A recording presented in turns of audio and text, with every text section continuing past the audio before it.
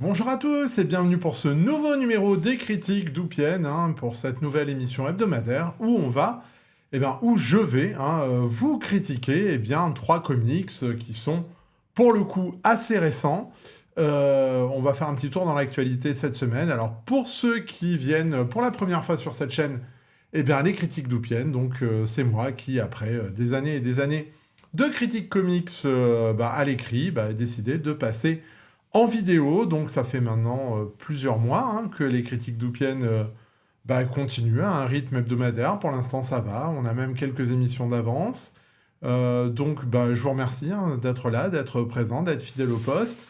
Et puis n'hésitez pas en commentaire à faire des suggestions sur ce qui pourrait être amélioré, sur ce que vous voulez voir. Si vous avez des bouquins que vous voulez que je critique, ça pose aucun problème.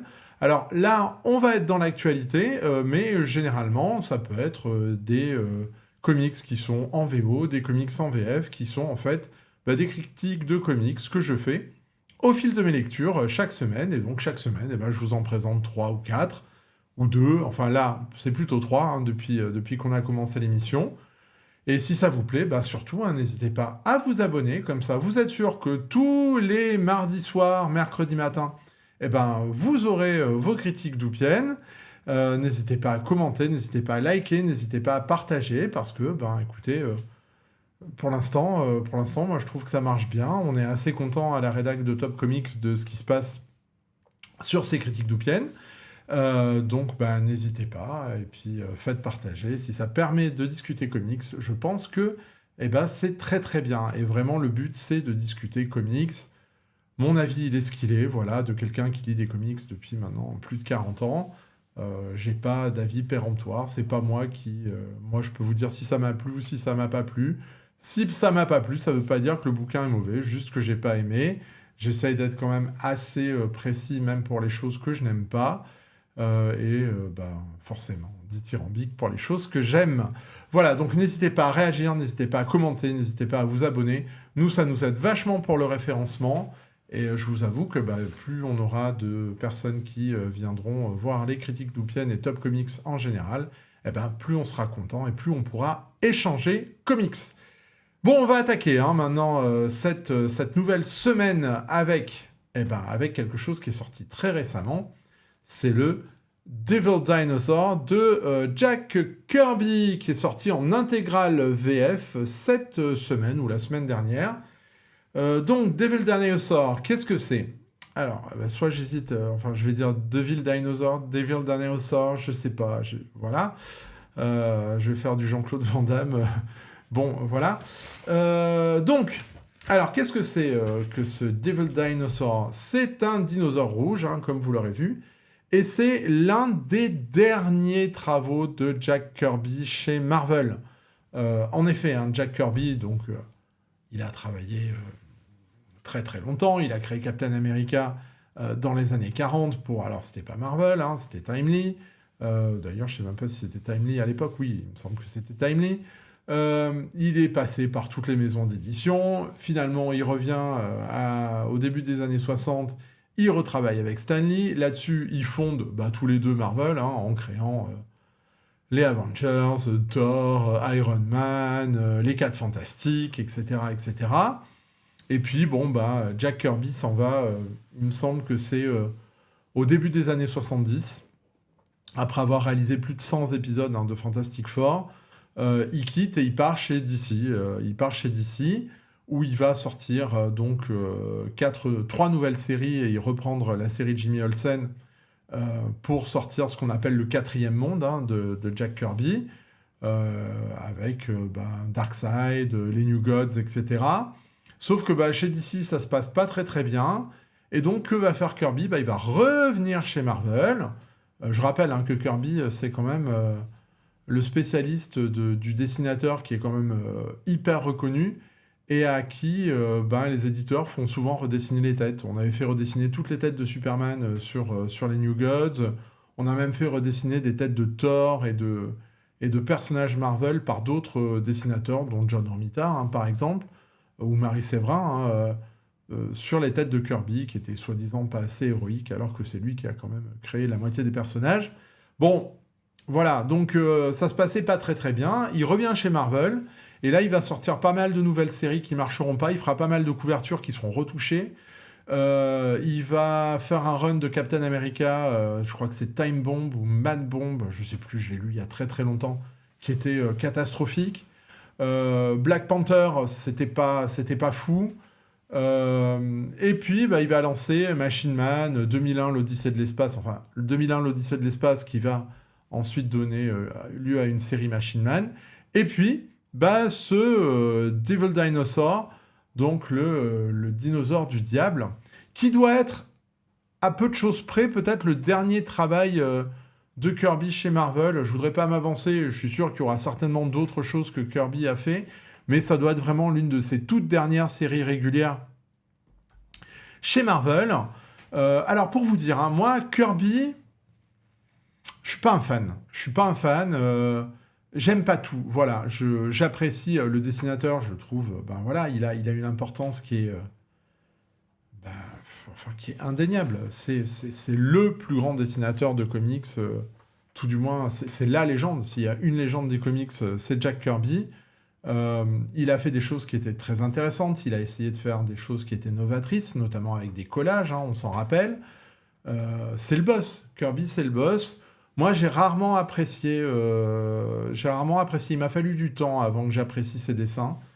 Parce que bah, j'étais déjà peut-être un petit peu trop aguerri à des dessinateurs plus modernes pour comprendre l'importance de Kirby. C'est venu au fil des années. En revanche, j'ai beaucoup de mal avec le Jack Kirby scénariste, que je trouve pas toujours très intéressant et surtout un petit peu daté. Les New Gods, j'ai vraiment eu beaucoup de mal à aller au bout.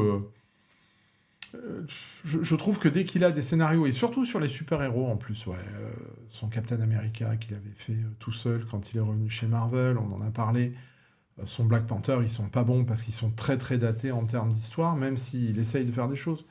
Kirby, c'est pas un scénariste, ou du moins, c'est pas un dialoguiste, je trouve. Enfin, c'est mon avis personnel, hein. Mais, donc, j'avais pas mal de raisons de pas y aller sur ce Devil Dinosaur, sauf que bah, je me suis dit, après tout, pourquoi pas, c'est une série que j'ai jamais lue. Et puis, bah, on est quand même, alors je vous raconte l'histoire vite fait, hein. Donc on est dans un monde préhistorique qui est, selon les versions, alors là, on sait pas trop, hein, il nous dit pas grand-chose, mais qui est censé être sur une terre alternative où il y a les dinosaures qui vivent avec des hommes primitifs, plusieurs races d'hommes primitifs. Et donc, bah, vous avez un bébé dinosaure, un jeune dinosaure qui se fait pourchasser par une méchante tribu qui décide de brûler le dinosaure, hein, voilà.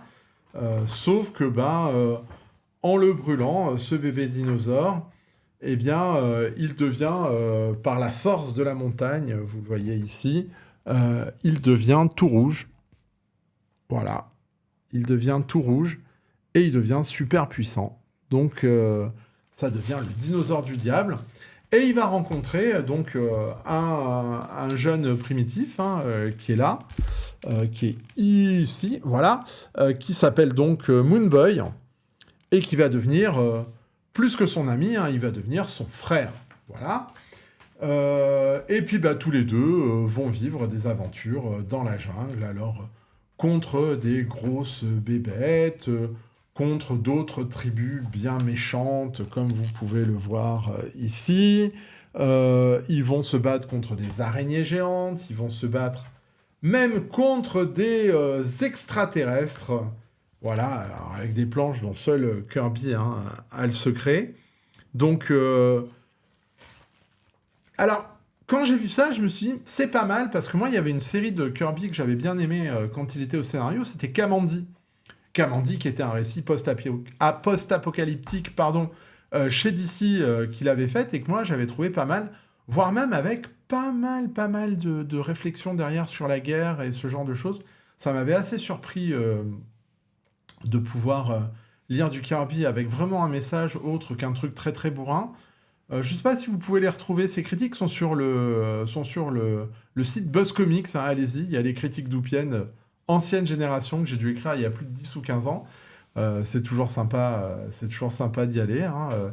Donc je pense que j'avais critiqué Kamandi, et j'avais trouvé ça très bien. Et je me suis dit, là, ça a l'air d'être un petit peu dans la même veine. Il n'y a pas de super-héros. Kirby va se faire plaisir avec les dinosaures qui se battent. Je me suis dit, allez, on y va. Il y a 9 numéros, la série est complète. En plus, moi, je l'avais jamais lu. Donc, comme j'avais pu le dire dans le 10+10 qu'on avait fait avec Stéphane Le Troedec, je me suis dit, c'est l'occasion d'y aller. Donc, l'intégrale, c'est une intégrale classique, alors qui est relativement fine. Elle ne coûte que 30 euros. Il n'y a que 9 petits épisodes, parce que les épisodes font pas beaucoup de pages. Sans dire de bêtises, on doit être sur une toute petite 17-18 pages par épisode, donc c'est une toute petite intégrale. Et vous avez donc à l'intérieur les 9 épisodes de la série, donc Devil Dinosaur. Donc comme je vous l'ai dit, il va se battre contre des gros monstres, il va se battre contre des géants, il va se battre contre d'autres races, il va se battre contre des extraterrestres, ce Devil Dinosaur avec Moon Boy. Et franchement, c'est plutôt très très sympa. Ouais, alors je pensais pas aimer, mais j'ai vraiment bien aimé. Franchement, ça se lit. Pour lire cette intégrale-là, j'ai dû la lire en 40 minutes, grand max. 1 heure, une petite heure. Parce que c'est que des grosses bastons, où Kirby se fait plaisir vraiment en nous proposant des scènes qui sont vraiment intéressantes, quoi. Il est à son aise, il n'a pas besoin de faire une mythologie compliquée, il n'y a que 2 persos. Et franchement, c'est là où il réussit le mieux. Il s'éclate, il nous fait des récits qui sont distrayants, alors qui, forcément, sont un petit peu datés. Mais, moi, je me suis vraiment éclaté à lire ça, à voir le dinosaure se battre contre un géant, lui filer des gros coups de patte. C'est pas mal du tout. Donc vraiment, c'est une série de petites histoires. Il n'y a pas vraiment de lien au début. C'est plutôt cool. Moi, j'ai bien aimé quand les extraterrestres débarquent. En plus, le dinosaure, le Devil Dinosaur, il est hyper intelligent. Il est encore plus intelligent peut-être que son ami Moon Boy. Vraiment, Kirby, il se fait plaisir. Et alors, il va nous sortir une histoire en 4 parties à peu près, où il va carrément revisiter la Bible. Et vraiment, c'est très très rigolo, c'est très très fandard. Les planches sont très très bonnes. Les planches sont vraiment très bonnes. Alors ça finit pas. Je suppose que ça n'a pas dû connaître un grand succès pour que ça s'arrête au numéro 9. Effectivement, en 78, le dessin de Kirby, je pense que même s'il est très bon, encore une fois, moi là-dessus, il n'y a aucun problème. Je pense que les histoires sont peut-être un petit peu datées. Il fait même revenir pour le dernier épisode le dinosaure sur notre terre à nous, voilà, par un système de magie. Et franchement, moi, je me suis éclaté à lire ces épisodes-là, alors que j'y croyais pas une seconde. Ça révolutionnera rien, mais vous avez des planches qui sont super bien dessinées. Et là, Kirby, il en fait pas trop. Il s'éclate, il fait des combats, il fait des histoires qui sont assez faciles à comprendre, où il se fait plaisir, où il laisse la place à l'action.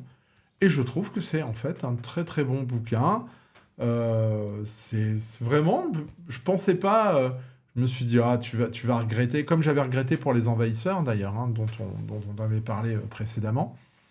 Dans un 10+10, je les avais conseillés, et puis à la relecture, j'ai eu vraiment un mal abominable à aller au bout. Et là, pas du tout. Là, j'ai dévoré le bouquin. C'est pas grandiose, ça révolutionne pas la BD, mais clairement, c'est un bon moment de lecture, et moi, je vous le conseille, je vais lui mettre 3 brocolis, voilà. 3 brocolis pour ce Devil Dinosaur, qui, ma foi, a le mérite de proposer exactement ce qu'on a envie de voir, c'est-à-dire un gros dino qui fout des gros coups de latte à d'autres monstres dessinés par Jack Kirby. Donc voilà, 3 brocolis pour ce Devil Dinosaur que je vous conseille si vous aimez les comics vintage. En plus, vous aurez des superbes pages. On va rester chez Panini avec cette fois-ci notre deuxième comics de la semaine, qui n'est autre que The Incredible Hulk, l'âge des monstres, par Philip Kennedy Johnson et Nick Klein. Alors, c'est pas une nouveauté, puisque je pense que Panini doit en être au tome 4 ou 5, peut-être 5 ou 6. C'est une réédition, comme vous le voyez, il y a un sticker, offre découverte à 10 €. Et moi, je vous avoue que j'y étais pas allé sur cet Incredible Hulk par Philip Kennedy Johnson. Hein, que les épisodes doivent dater de 2024, je pense. 2025 au mieux. 2023, vous vous rendez compte? Donc voilà. Eh ben, j'y suis pas allé parce que moi, j'avais vraiment... Alors, Hulk, moi, je le suis depuis souvent. Hein. Moi, j'ai été fan du run de Bill Mantlo et de Sal Buscema. Il faudra peut-être que je vous en parle un de ces jours. J'ai forcément pris les épisodes de Peter David de plein fouet. J'ai aussi suivi un peu la descente aux enfers de Hulk avec John Byrne et Ron Garney où c'était vraiment pas bien. Puis il y a eu ce retour avec Bruce Jones qui promettait vraiment une histoire excellente, tout du moins sur ses 3-4 premiers arcs, et puis qui s'est lamentablement vautré sur la fin. Il y a eu du Paul Jenkins qui a vraiment fait des choses très très intéressantes sur Hulk. Donc il y a eu pas mal de choses. Moi j'ai suivi ce personnage souvent. Et puis Ali Wing est arrivé. Il a réussi à rapporter quelque chose de différent sur le personnage.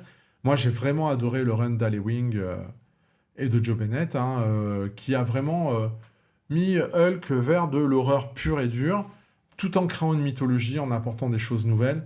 Vraiment, le run de Joe Bennett et de Ali Wing, donc c'est Immortal Hulk, il est ressorti en 2 omnibus, foncez parce que c'est vraiment très très bon, c'est très très bon. Il y a un petit coup de mou au milieu, mais sur, je crois que c'est 50 épisodes, donc voilà, il faut 75 peut-être, je sais plus, il faut y aller parce que c'est très très bon. Et alors derrière, il y avait eu Donny Cates avec Ryan Otley, pourtant une bonne équipe, Donny Cates, c'est pas si mal, avec Les Crasonautes. Et là, je vous avoue que ça avait été la pire expérience de lecture de ma vie. Peut-être pas, mais vraiment, c'était très, très, très compliqué. C'était une définition de l'enfer, ce run de Donny Cates, avec un Hulk dans l'espace. C'était ni queue ni tête. J'avais beaucoup souffert là-dessus. Vraiment, je vous avoue, j'avais vraiment beaucoup souffert. Et donc, quand j'ai vu la nouvelle mouture de Hulk, j'y suis pas allé. Voilà, parce que Nick Klein, c'est un bon dessinateur, mais bon, moi, c'est un bon dessinateur, mais il me fait pas vibrer plus que ça. Philip Kennedy Johnson, moi, je l'avais vu sur une série Black Label d'ici, dont j'ai plus le nom, un truc de fantasy. Dites-le en commentaire, tiens, parce que voilà, la vieillesse c'est un naufrage, vous le savez. J'ai plus le nom de cette série qu'il avait fait pour le Black Label. Il avait pris Superman ensuite. J'y suis pas allé sur son run sur Superman. Je vais le rattraper, un de ces 4, son run de Superman. Et puis là, son Incredible Hulk, le design m'avait pas plu. Et là, j'étais dans ma librairie préférée. Et puis j'ai vu ce truc à 10 € et je me suis dit, tiens, c'est l'occasion de voir ce qu'il en est. Et effectivement, c'est pas si mal. C'est franchement pas si mal. Alors le premier épisode est pas très très bon, parce que c'est un épisode annual, scénarisé par David Pepose, que je ne connais pas, et dessiné par Caio Majado, avec un style qui fait penser à du Sue Ed McGuinness.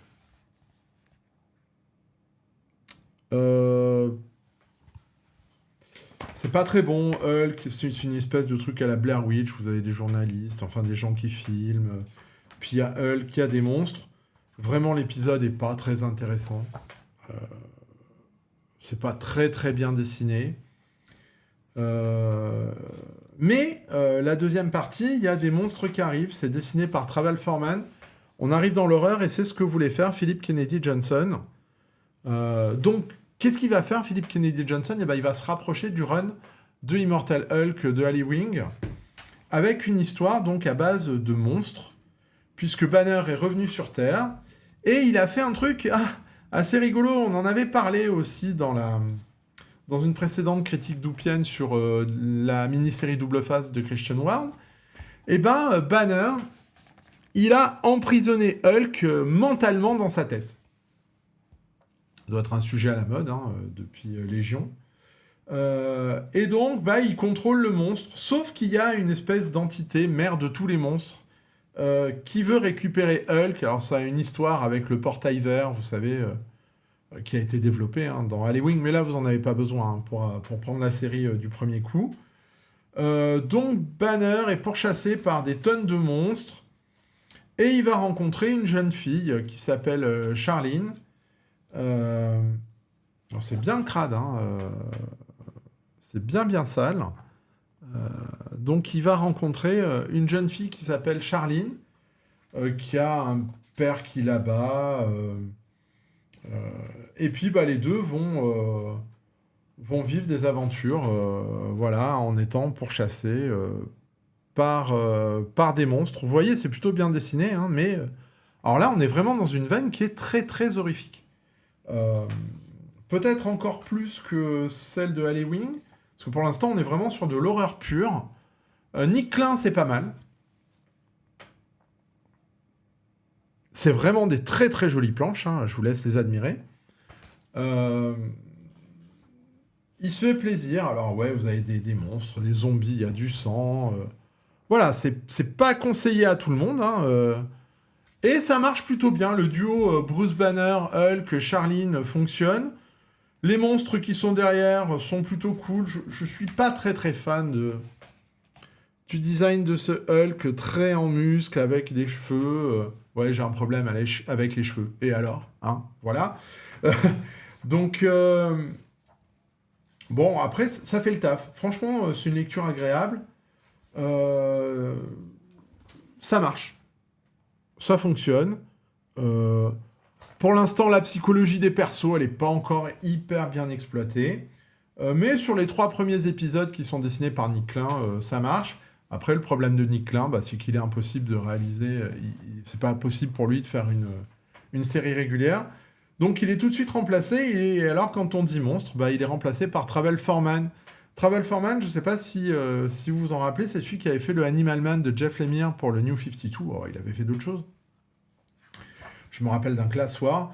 Et c'est quand même un spécialiste des trucs dégueulasses avec des monstres vraiment horribles. Et donc, là, forcément, il est dans son élément. Son style est un peu plus épuré qu'avant. Je ne l'aurais pas reconnu, moi, si on ne me l'avait pas dit. Mais voilà, globalement, qu'est-ce qui se passe Hulk se bat et démembre des monstres. C'est assez immonde. Mais ça colle bien au style de Travel Foreman. Alors du coup, qu'est-ce que ça donne, cet Incredible Hulk, l'âge des monstres numéro 1 ? Ça se lit pas mal, en fait. Ça se lit vraiment pas mal. Bon, on peut pas s'empêcher de penser à du sous Halloween. Pour l'instant, l'idée est pas dégueulasse. Travel Foreman, c'est un peu moins bien que Nick Klein. Quand même, Mais, ouais, ça se lit. Et du coup, alors il y a plein de monstres qui reviennent, dont on a notamment cette harpie qui vous dira des choses. Ouais, je pense que je vais aller sur la suite. C'est pas révolutionnaire, je sais pas trop où ça va. Ça m'a pas donné une mauvaise impression, donc je pense que je vais aller regarder le tome 2. Alors peut-être en VO, peut-être en VF, je sais pas. À la limite, si Panini m'a fait le premier tome à 10 €, peut-être que c'était aussi pour inciter les gens à prendre les autres. Je vais peut-être aller commander ce tome 2, moi, chez mon libraire, s'il est encore dispo. Je suppose que oui. Donc je vais y aller. Je pense que je vais y aller, et puis on verra bien ce que ça donnera, et je vous tiendrai au courant. Donc du coup, cet Incredible Hulk, l'âge des monstres, je vais lui mettre 3 brocolis aussi. C'est peut-être moins fandard que le Kirby de tout à l'heure, mais en tout cas, ça m'a pas fait une mauvaise impression. J'ai bien aimé Nick Klein, j'ai bien aimé Travel Foreman. Le scénar, c'est très horrifique. Va falloir que ça avance un petit peu, mais la relation entre Banner et Charline, donc la petite gamine, est plutôt cool. À suivre. Donc ça a marché. Mais bravo Panini d'avoir fait une édition à 10 €, parce que sinon j'y serais pas allé et j'aurais peut-être pas pris le tome 2 chez vous, donc que je vais commander. Et puis je vous tiendrai au courant pour savoir si c'est bien ou pas. Dans une prochaine critique d'Oupienne, dans un mois ou 2, je sais pas, on verra bien, en espérant que d'ici là, vous serez pas parti et vous serez toujours Présent au rendez-vous, donc tous les mardis soirs, mercredi matin, donc sur ces critiques d'Oupienne. Allez, on va finir, tiens, c'est une spéciale Panini cette semaine, avec le tome 3 de Marvel World, qui est censé nous prendre les plus grosses séries Marvel du moment, à savoir le grand crossover One World Under Doom, Amazing Spider-Man, Immortal Thor et Iron Man. Alors, si vous savez, vous pouvez aller voir par là, il me semble, voilà, par là, les précédentes critiques sur les Marvel World, que si le One World Under Doom était pas mal, si le Spider-Man était pas mal, j'avais eu pas mal de soucis avec les Avengers, avec Thor et avec Iron Man en particulier, à tel point que je me demandais si j'allais continuer sous ce format-là, et si j'allais pas prendre directement la série One World Under Doom en TPB et puis laisser tomber le reste. Eh ben, je dois vous avouer qu'à la lecture de ce tome 3, c'est ce que j'ai fait. J'ai commandé le TPB en VO qui sortira dans un mois. Et j'arrête. J'arrête parce que, encore une fois, c'est pas que c'est mauvais, c'est juste que... j'ai du mal. Voilà, j'ai du mal avec pas mal des séries qui sont là-dedans et j'y retrouve pas mon compte. Je vais vous expliquer pourquoi en faisant le détail des séries. Donc on a One World Under Doom numéro 4, toujours scénarisé par Ryan North et dessiné par R.B. Silva, dont je ne reconnais décidément plus le style. Il y en a de partout. Il faut arrêter avec ces couleurs-là. Vous y comprenez quelque chose, vous, à cette page-là ?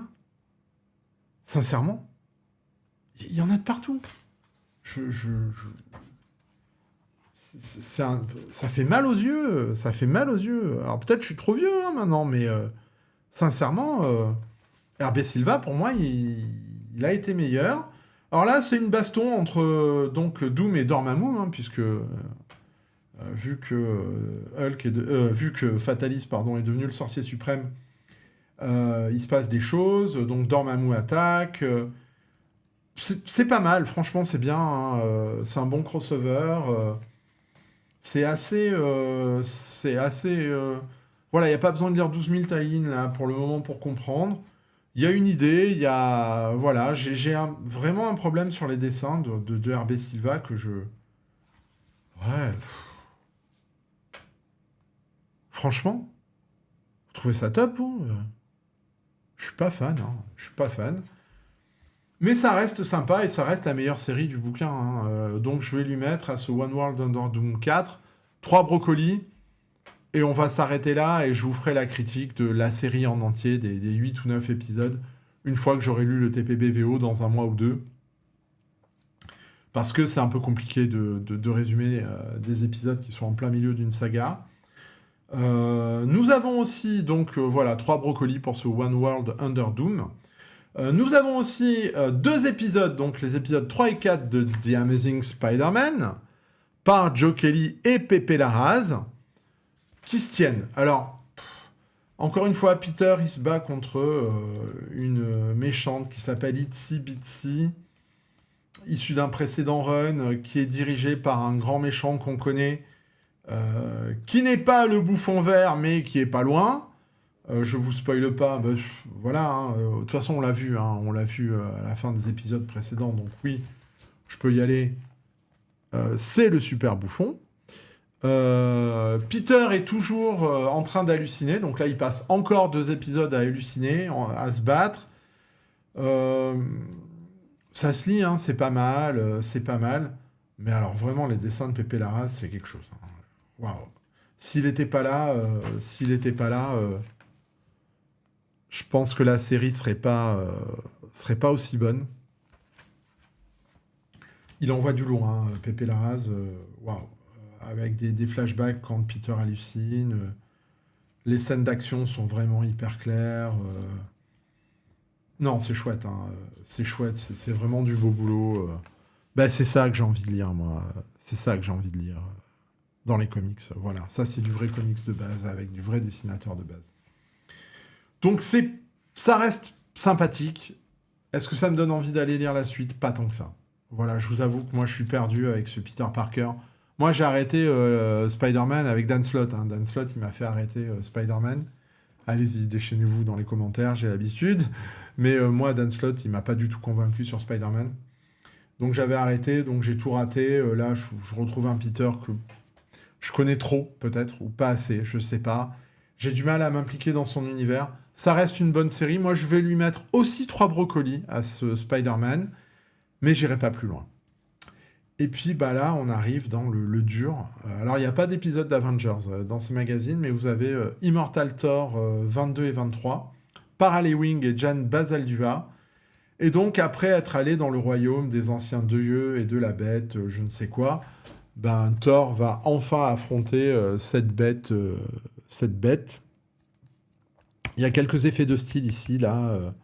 Il tente quelque chose sur les pages avec des dés, des pièces. Voilà, au moins il y a un petit peu d'originalité. Les dessins pardon, de Jan Bazaldua, c'est pas terrible. Il se retrouve avec Heimdall et puis un autre gars dans un labyrinthe. Ils combattent les méchantes créatures envoyées par la bestiole. Vous voyez, c'est pas beau hein, quand même. Hein. C'est vraiment pas beau, hein, les dessins. À la fin, qu'est-ce qui se passe? Eh ben, il va se battre contre la grosse bestiole. Euh, voilà, donc c'est de la baston, de la baston, de la baston. Je vous assure, hein, je l'ai lu, je l'ai lu ce magazine il y a quoi? Il y a peut-être 5 6 jours. Je m'en rappelle déjà plus. Je sais plus, j'étais obligé de relire, de refeuilleter ce qui se passe. Donc, bah, c'est que ça a aucun intérêt, quoi. Voilà, j'y suis pas rentré dans ce tort. Comme quoi, ça aussi, c'est une remarque. Hein. Dites-moi ce que vous en pensez aussi dans les commentaires.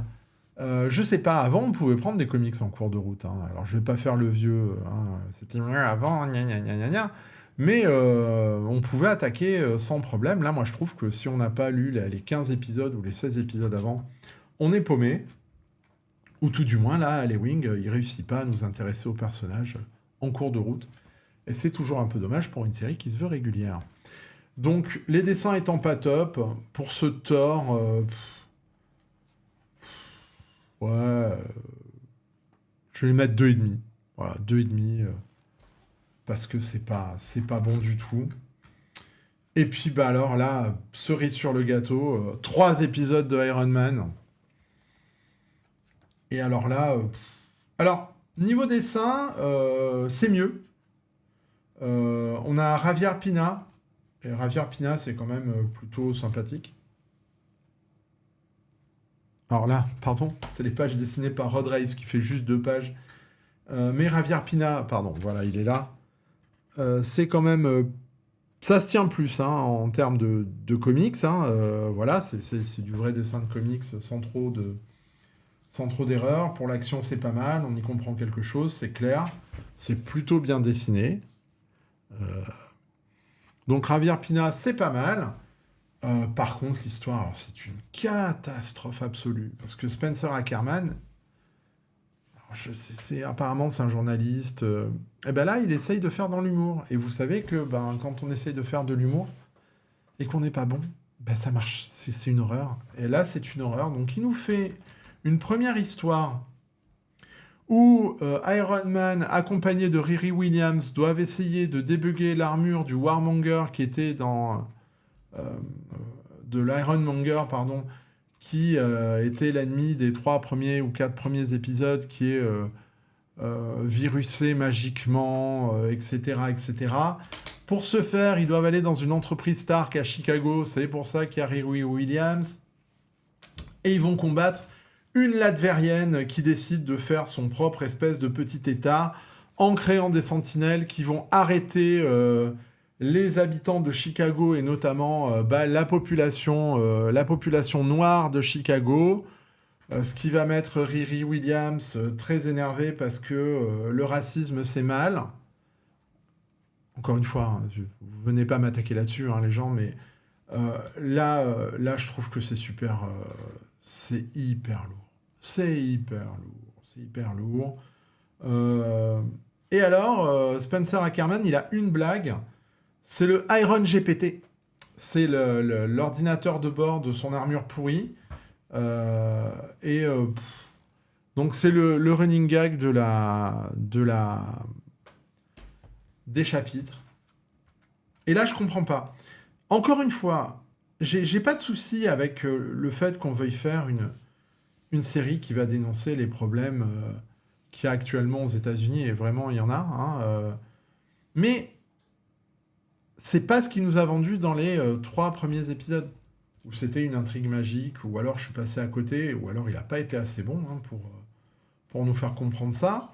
Donc là, il change de truc, il change de ton, puisqu'il essaye d'être rigolo. Euh, Ça finit par le pouvoir au peuple. Hein. Alors, encore une fois, le pouvoir au peuple, parfait, moi je suis content.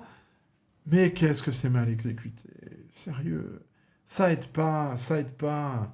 Il y a encore plein de gens qui vont dire oui, gna gna gna, le wokisme, gna gna gna gna gna. Euh, Parce que c'est mal fait, c'est juste parce que c'est mal fait, voilà. Donc, ouais, c'est imbitable, hein, c'est imbitable. Alors, c'est mieux que les 3 premiers épisodes. C'est un peu mieux que les 3 premiers épisodes. Euh, Mais clairement, on a un scénariste qui n'est pas un scénariste, voilà, et qui nous livre des épisodes qui sont pas bons, qui ont pas de sens, qui ont pas de direction, qui sont pas cohérents entre eux. On sait pas où ça va, on sait pas ce que ça veut raconter. Alors ça va dénoncer des choses, très bien, mal, ok, mais ça n'a pas de rapport avec ce qui a été fait avant. On comprend toujours pas le thème de la série.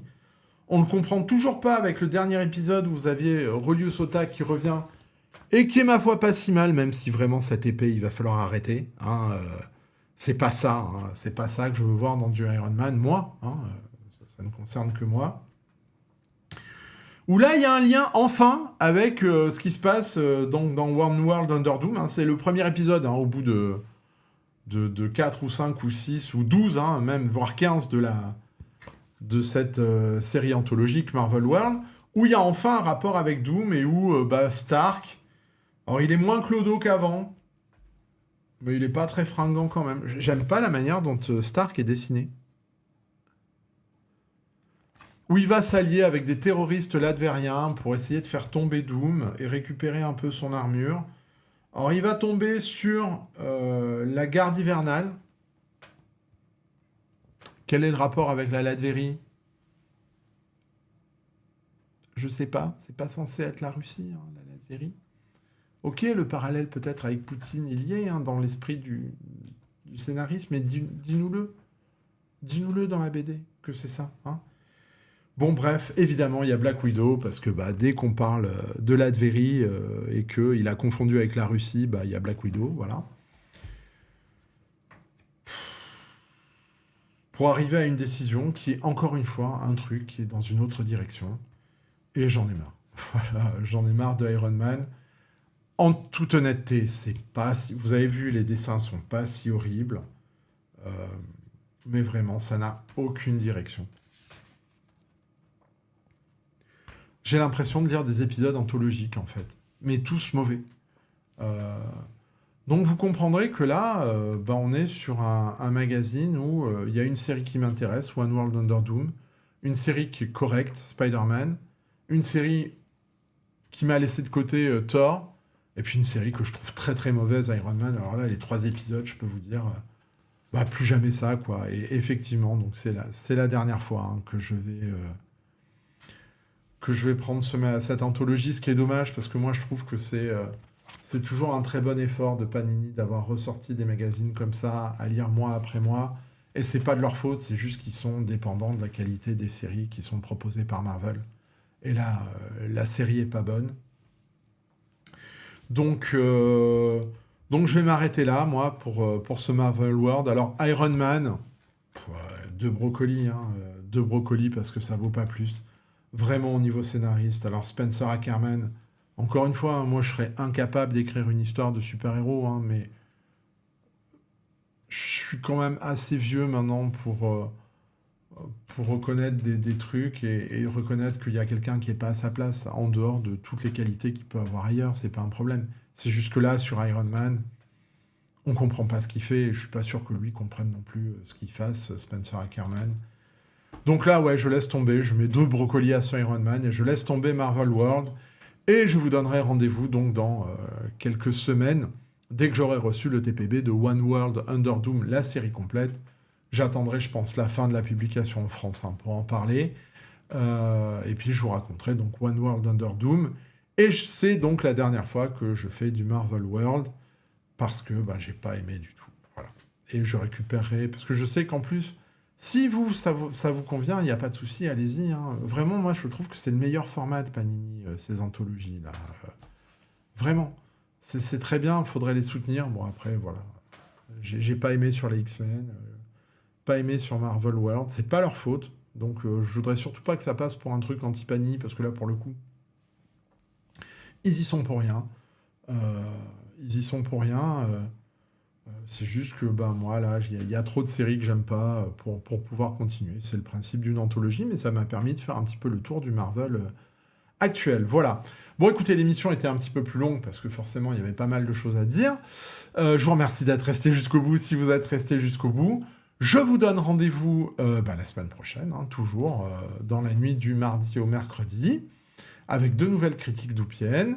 Et puis n'hésitez pas, si vous avez apprécié, à liker, à commenter, surtout commenter, c'est chouette quand vous faites des commentaires, en plus ils sont tous bien, vraiment c'est sympa, on a appris plein de trucs, la semaine dernière on a appris que le bouquin que je vous avais présenté, donc Lunar New Year, il est finalement sorti en VF, j'étais passé à côté, voilà. Merci à vous de répondre, n'hésitez pas à vous abonner, à commenter, à liker, et en attendant, n'hésitez pas à partager votre passion des comics, et puis prenez soin de vous. À très bientôt.